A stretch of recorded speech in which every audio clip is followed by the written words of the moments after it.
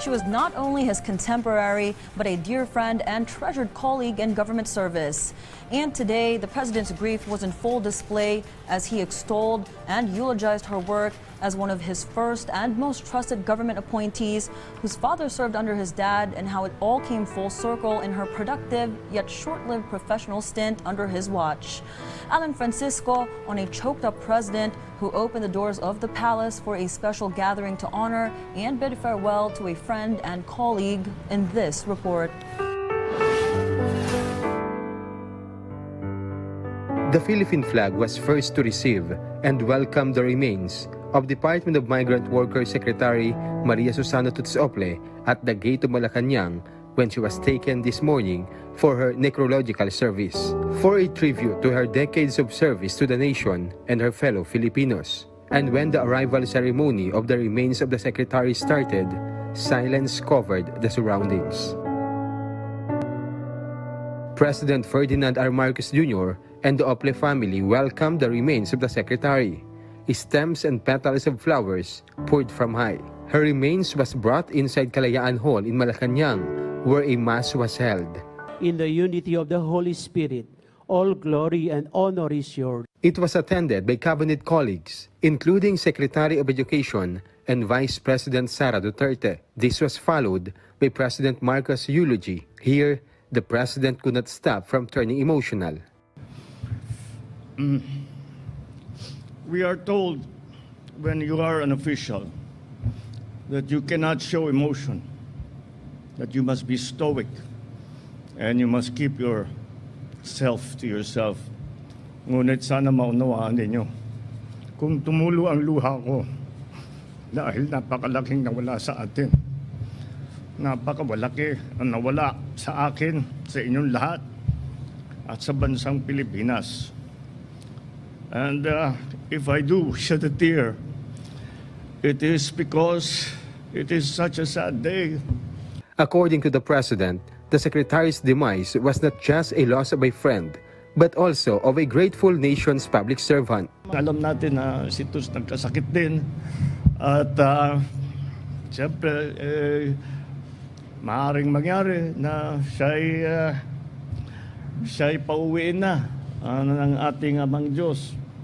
Ngunit pinagdadasal natin na sana naman magkamilagro.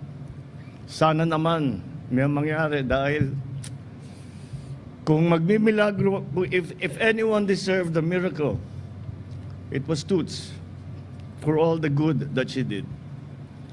At kaya nung narinig ko yung balita na wala na si Toots, ako, hindi tayo na pagbigyan. Walang milagro. Ngunit sa sumunod na ilang araw, naisip ko, hindi, mali ako. Nagkamilagro talaga. Ang milagro si Toots. Ang milagro, nabuhay siya at naging kaibigan natin at nagawa niya yung kanyang yung pinakamahalaga na maaari niyang gawin para sa sarili niya, para sa kanyang kapwa. The president described his trusted appointee and close ally as professional, hardworking, and loving to fellow Filipinos. Siyempre, iniisip na agad namin, paano ngayon yung naiwang trabaho? Naiwang trabaho ni Toots. Sino ang gagawa niyan? Noong una, sasabihin, kailangan natin siyang palitan, kailangan natin siyang maglagay ng kapalit. Ngunit habang iniisip ko, hindi na ako natutulog, iniisip ko anong kapalit, wala, hindi mapapalitan si Toots. Maghanap tayo ng kasing galing niya, pero wag na tayong umasa na mapalitan si Toots. Na may substitute, na magkakaroon ulit tayo ng Toots na ilalagay ulit natin, bibigyan natin ulit ng pagkakataon na magtrabaho. The Secretary's daughter thanked President Marcos. Thank you from the bottom of our hearts because you allowed my mom to live her mission by trusting her with a position despite her illness. We know that with stage 4 cancer, which was what she had when you appointed her, that her days were not as long as we would like. And what she really wanted was to have more opportunity to serve and to make an impact and to follow the footsteps of my grandfather, the late Blas F. Ople. So It is with gratitude that I thank you that you saw beyond her illness and you saw through her heart that she really wanted to help your administration be the best that it could be.